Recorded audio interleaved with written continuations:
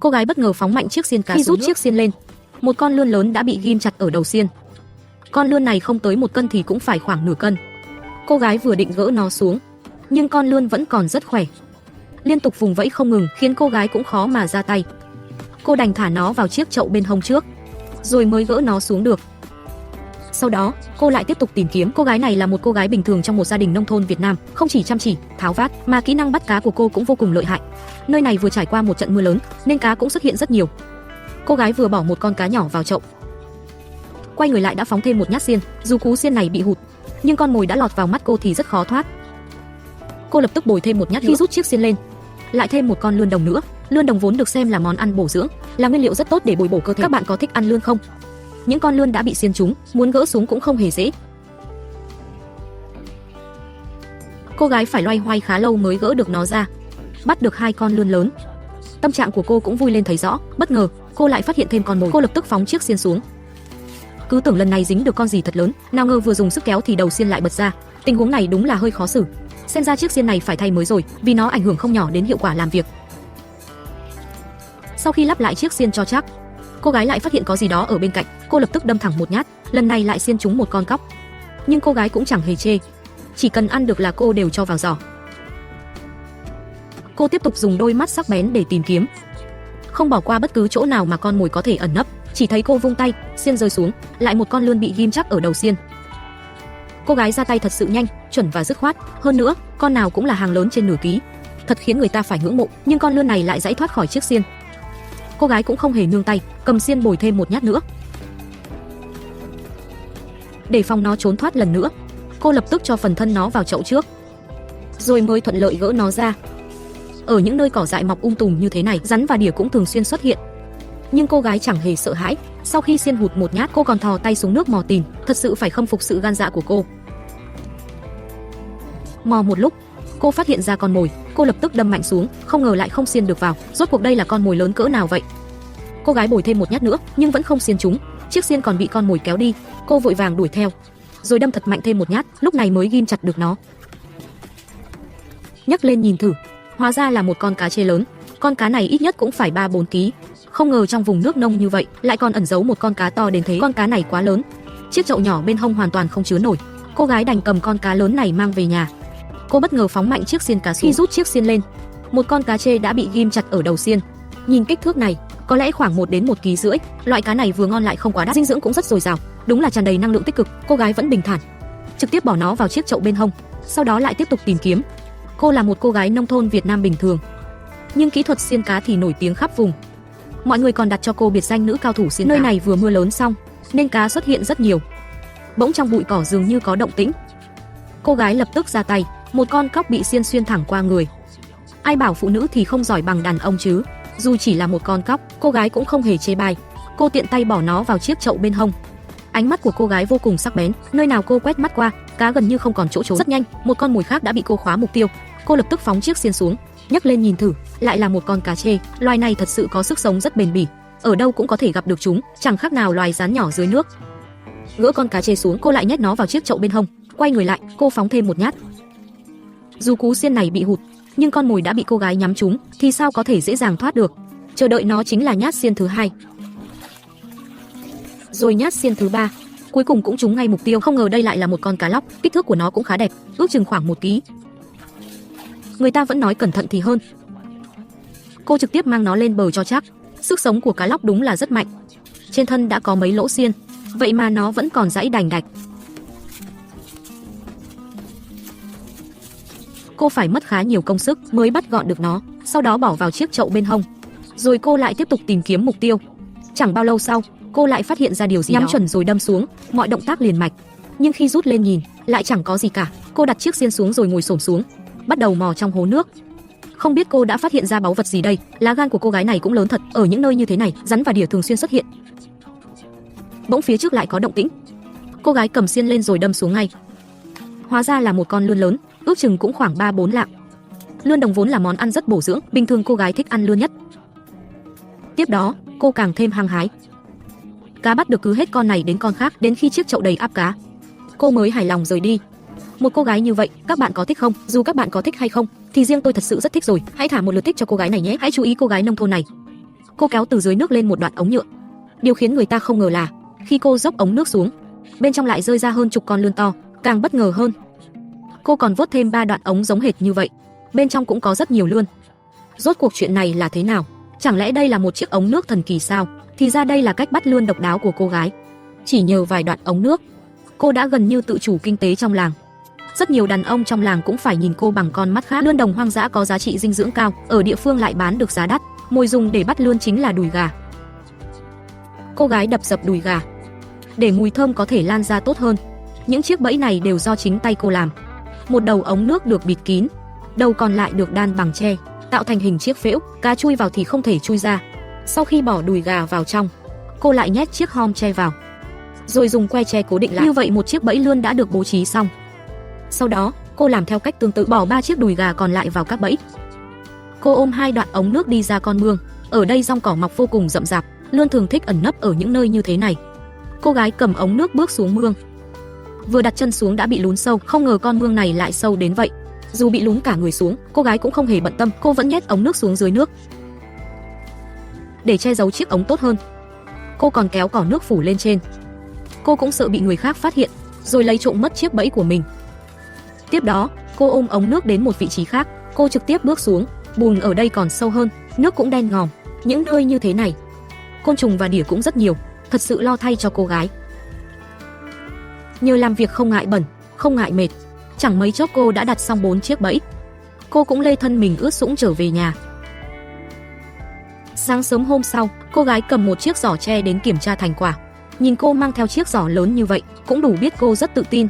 Đến vị trí đặt chiếc bẫy đầu tiên, cô vạch đám cỏ nước ra rồi kéo ống nước lên. Nhìn cách cô cầm có vẻ khá nặng, chắc hẳn bên trong thu hoạch không ít. Cô vội vàng rút que tre ra, lấy chiếc hom tre ở cửa vào ra ngoài, sau đó nắm lấy đáy ống nước.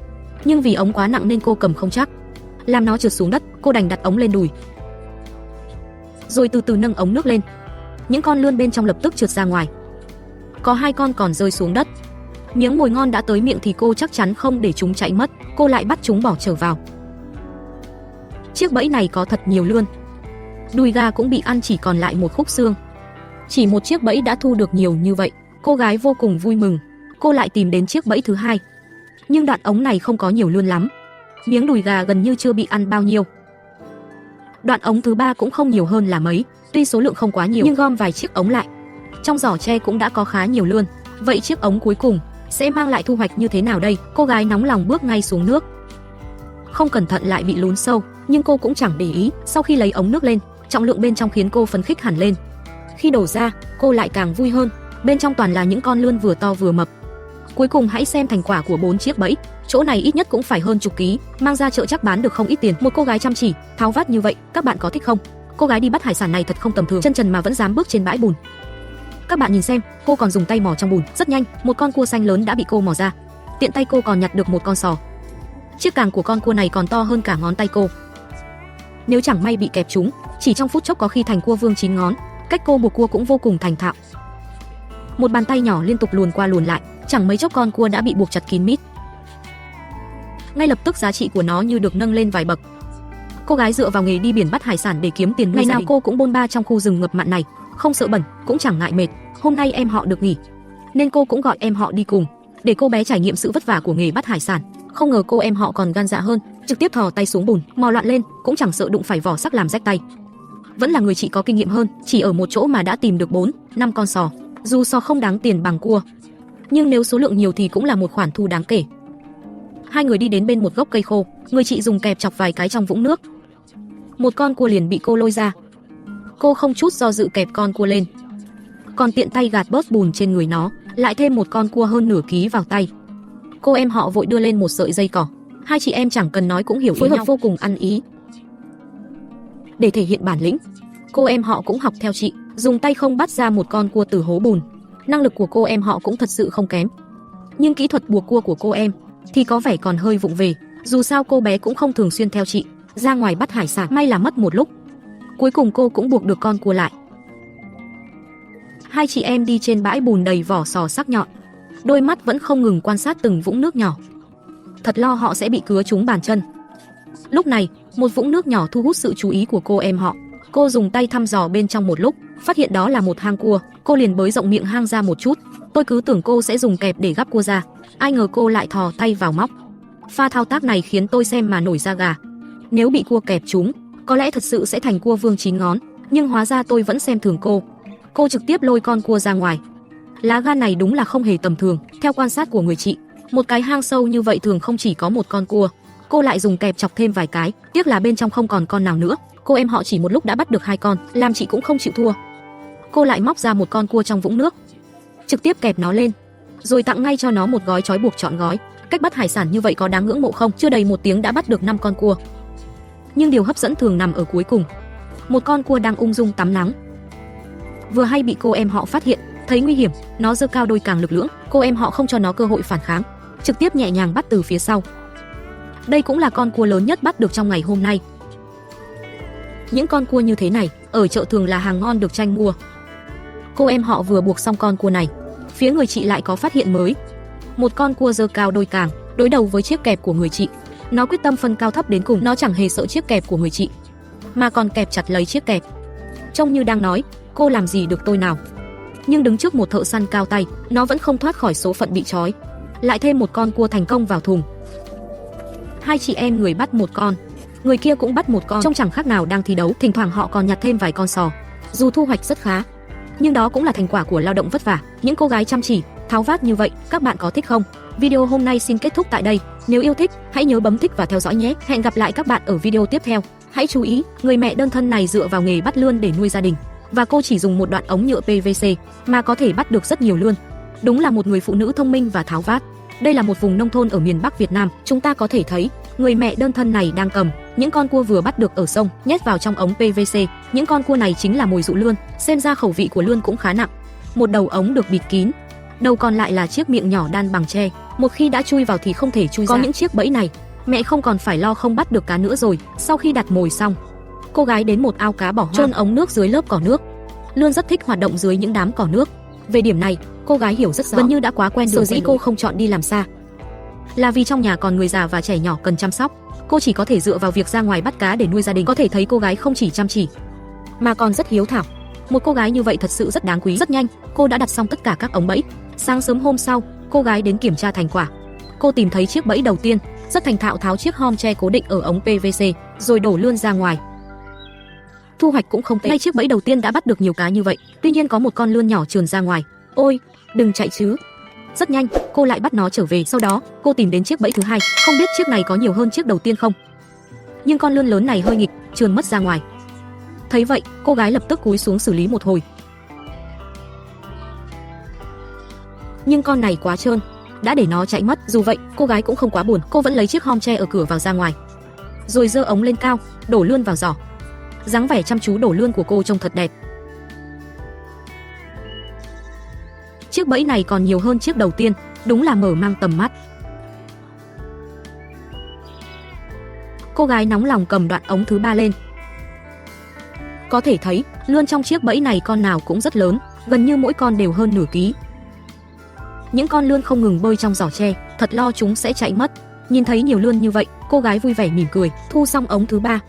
Cô gái bước đi với dáng vẻ như siêu mẫu quốc tế, tiến về phía chiếc bẫy cuối cùng.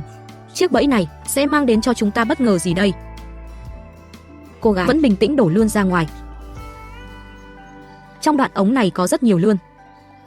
Bên trong thậm chí còn có một con đen thui, trông giống như rắn cạp nong. Đây rốt cuộc là sinh vật gì vậy? Có anh em nào biết không? Không ngờ cô gái còn dùng tay cầm nó lên. Một người đàn ông như tôi nhìn thấy cũng phải nổi da gà, đúng là như cột điện buộc lông gà. Gan to thật sự. Hôm nay thu hoạch đầy ắp, lấy một ít về nấu canh, là bữa ăn hôm nay đã có rồi, phần còn lại mang ra chợ bán. Cô gái không chỉ xinh đẹp, mà còn gan dạ và tỉ mỉ. Các bạn có thích một cô gái như vậy không? Rốt cuộc là để bắt loại con mồi nào mà cô gái Việt Nam phải tốn công chế tạo ra một chiếc bẫy cơ quan có sức mạnh đáng gờm như thế này? Hãy bấm thích và theo dõi để xem cô gái nhỏ này chế tạo nó ra sao. Cô gái lớn lên từ nhỏ trong vùng núi sâu, tổ tiên qua nhiều đời đều sống bằng nghề săn bắt, vì vậy cô cũng rất thông thạo đủ loại bẫy cơ quan.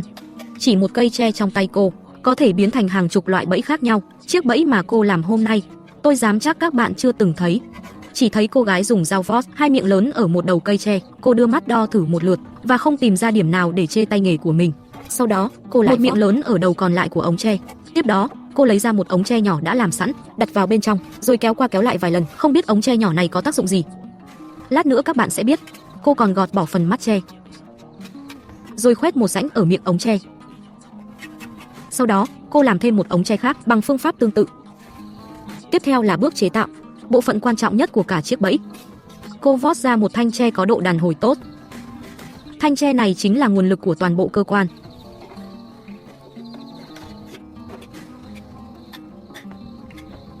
Bây giờ các bạn đã biết tác dụng của ống tre bên trong rồi chứ. Cuối cùng, cô lại vót thêm 2 thanh tre nhỏ, dùng để làm bộ phận kích hoạt. Đến đây, chiếc bẫy cơ quan xem như đã hoàn thành. Để xem hiệu quả của nó, cô gái lại thử nghiệm một lần.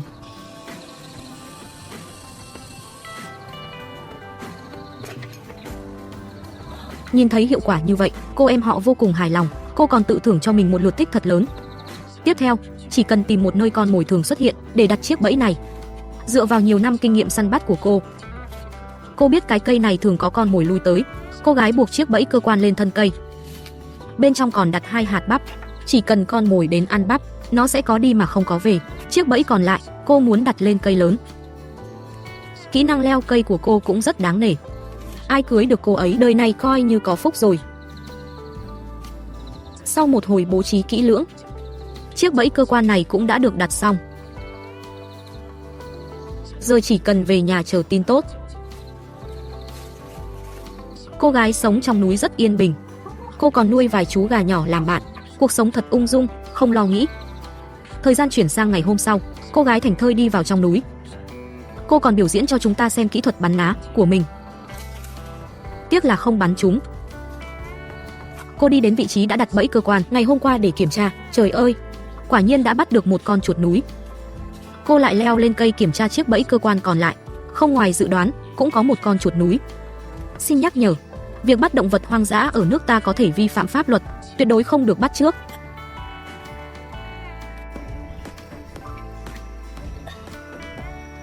Một chiếc bẫy cơ quan có tạo hình độc đáo lại có sức sát thương mạnh như vậy. Không ngờ lại do một cô gái làm ra. Đi thôi, hãy cùng xem cô ấy bắt dúi như thế nào. Đây là vùng núi phía Bắc Việt Nam. Vì ở nước ngoài, việc săn bắt hợp pháp trong bối cảnh này, nên cô em họ đã rèn được một thân bản lĩnh săn bắt. Một cây tre dưới bàn tay khéo léo như thần của cô đã trở thành một chiếc bẫy cơ quan. Có vẻ ngoài tinh xảo và tạo hình độc đáo, vì đây là tuyệt chiêu giữ kín của cô em họ, nên quá trình chế tạo không được tiết lộ. Chỉ thấy cô dùng một sợi dây buộc ống tre thành hình giống như cây đàn nhị. Nhìn thoáng qua cứ tưởng cô sắp biểu diễn kéo đàn cho chúng ta xem, nhưng cô em họ đâu có tâm trạng rảnh rỗi như vậy. Trong mắt cô chỉ có con mồi. Đây cũng là lý do cô vẫn còn độc thân. Sau khi làm xong cơ quan, cô em họ lại thử nghiệm một lần. Dù sao có được ăn thịt hay không đều trông cậy vào nó. Với hiệu quả này, cô em họ rất hài lòng. Sau đó, cô tìm thấy một hang dúi. Cô dọn sạch lớp bùn đất bên trong, rồi đặt chiếc bẫy cơ quan ngay trước miệng hang để che giấu chiếc bẫy tốt hơn. Cô còn dùng đất phủ lên. Mọi thứ bố trí xong, chỉ còn chờ con mồi mắc bẫy. Bận rộn suốt 2 tiếng, cô em họ cũng hơi khát nước. Cô uống một ngụm nước suối núi lâu năm, rồi nhàn nhã ngồi bên cạnh chờ đợi. Thời gian cứ thế trôi qua. Khi cô gái nhỏ đang lim dim buồn ngủ, chiếc bẫy bất ngờ kích hoạt. Có con mồi mắc bẫy rồi. Cô em họ phấn khích chạy đến kiểm tra.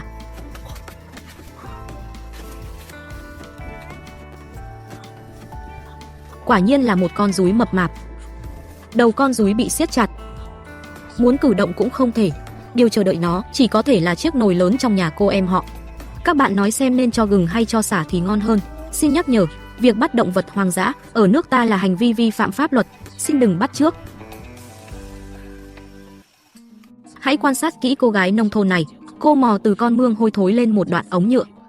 Kết quả không ai ngờ rằng cô lại đổ từ trong ống nước ra hơn chục con lươn đồng hoang dã. Tiếp đó, cô gái vẫn chưa hài lòng. Cô lại liên tiếp đi qua vài vũng nước, mò ra thêm 3 đoạn ống nhựa tương tự. Mỗi đoạn ống đều giấu hơn chục con lươn đồng. Rốt cuộc bên trong ống nước này ẩn chứa bí mật gì mà có thể bắt được nhiều lươn đến vậy? Thì ra đây là chiếc bẫy bắt lươn do cô gái tự sáng tạo. Vì lươn đồng hoang dã có giá trị dinh dưỡng cao, hơn nữa còn có thể dùng làm dược liệu, nên giá của chúng ngày càng tăng. Nhờ kỹ thuật bắt lươn này, cô gái trở thành người giỏi làm giàu nổi tiếng trong làng. Bà mối đến hỏi cưới nhiều đến mức muốn mòn cả ngưỡng cửa. Nhưng cô gái còn bận bắt lươn kiếm tiền, nên đến nay vẫn độc thân. Chiếc bẫy cô thiết kế cũng rất đơn giản. Cô tìm vài đoạn ống nhựa cũ, Dùng nắp bịt kín phần đáy, cô bỏ ra vài đồng mua một đống mực nhỏ, rồi nhét mực vào trong ống nước. Sau đó dùng chiếc hom che chỉ vào được, không ra được để đậy, cắm thêm que gỗ cố định, như vậy chiếc bẫy đã hoàn thành. Cô gái lặp lại thao tác. Một lúc đã làm xong 3 chiếc bẫy ống nước, rõ ràng hôm nay cô định bắt thật nhiều. Sau đó, cô gái vất vả ôm 3 đoạn ống nước lên, chân trần đi đến bên một vũng nước. Trước tiên, cô cắm một đoạn ống vào vũng nước. Hôi thối, rồi cô nén cảm giác khó chịu. Cô kéo một ít cỏ nước lại, nhanh chóng phủ kín chiếc ống. Cô sợ người khác phát hiện bí quyết làm giàu của mình. Sau đó, cô gái lại đi đến một ao nước. Cỏ nước ở đây không quá rậm rạp. Cô đặt ống nước xuống dưới nước. Chỉ có thể dùng thân cây bắp phủ lên ống. Sau khi bố trí xong chiếc bẫy thứ hai, cô gái đã mệt đến mức mồ hôi chảy đầm đìa. Cô bướng bỉnh lau mồ hôi, chuẩn bị tiến hành lắp đặt chiếc bẫy cuối cùng. Vũng nước lần này nhìn qua đã thấy có hàng lớn. Cô gái chẳng màng mùi hôi, đặt chân bước thẳng xuống, sau đó dùng sức ấn ống nước vào trong. Tiếp đó vẫn là cách cũ, kéo cỏ nước phủ lên ống. Đến ngày hôm sau, cô gái xách chiếc giỏ tre lớn đến thu hoạch. Rõ ràng cô rất tự tin vào những chiếc bẫy của mình. Đến trước chiếc bẫy đầu tiên, cô gái dùng sức kéo ống nước ra, dựng thẳng lên để đổ bớt nước.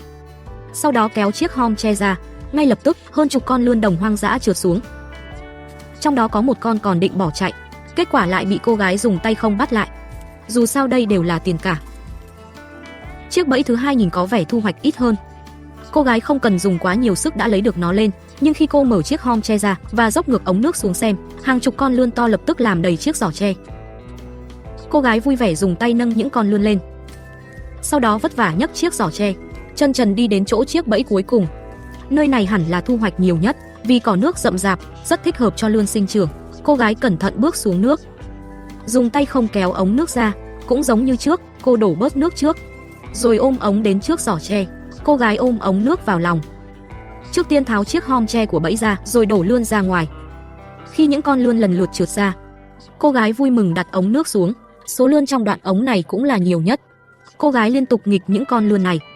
Nghĩ đến việc hôm nay lại có một khoản tiền lớn vào túi, trong lòng cô vui không tả xiết. Vậy các bạn có biết những con lươn trong chiếc giỏ tre này rốt cuộc có thể bán được bao nhiêu tiền không? Hãy chú ý, cô gái này vừa bới lớp bùn đất ra, đã sợ đến mức ngồi phịch xuống đất. Rốt cuộc cô đã nhìn thấy thứ gì? Hãy bấm thích giúp tôi, rồi chúng ta từ từ xem tiếp. Đây là một ngôi làng nhỏ ở miền Bắc Việt Nam. Hôm đó, người đẹp như thường lệ làm xong việc đồng áng rồi về nhà. Khi đi ngang qua bờ sông, cô liền xuống sông tắm rửa. Bỗng nhiên, lớp bùn phía sau cô cứ nhô lên từng đợt, dường như có thứ gì đó sắp chui lên khỏi mặt đất. Cảnh tượng này quá kỳ lạ, nhưng cô gái vẫn chưa phát hiện điều bất thường. Một lát sau, lớp bùn bị đội lên càng rộng hơn, thứ bên trong dường như sắp chui ra ngoài. Đúng lúc này, cô gái vừa tắm xong, vừa quay người lại đã nhìn thấy cảnh tượng đó. Cô bước những bước nhỏ tiến lại gần, ngồi xổm xuống đất, nhìn bên này, rồi lại ngó bên kia, không biết bên trong là thứ gì. Vì tò mò, người đẹp dùng đôi tay mềm mại của mình từ từ bới lớp bùn ra. Lúc này, cô nhìn thấy thứ bên trong, cô sợ đến mức ngồi bệt xuống đất. Dưới sự thôi thúc của tò mò, cô lại tiếp tục bới bùn. Lúc này chúng ta có thể thấy một cái đầu đã được cô bới lộ ra, trông giống như đầu của một con cá. Thật kỳ lạ, một con cá sao lại chui vào trong đất được chứ? Nhưng cô gái cũng không để ý đến những chuyện đó, cô vẫn không ngừng bới bùn.